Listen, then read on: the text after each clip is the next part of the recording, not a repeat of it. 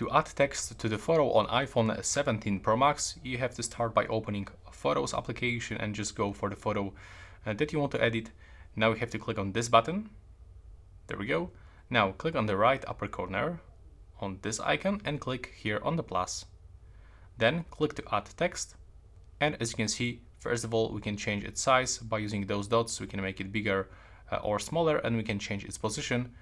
If you want to change color of the font, you have to click here. Now we can also tap here to change a font settings, alignment, size, and now we can even copy this, pull text if you want, so we can add multiple text. And if you want to change, double click to open the keyboard and input anything that you want. You can even use emojis. There we go. And now as you can see, you can just click here in the right upper corner, and that's how you can do this. You have to click down in the right upper corner to apply this.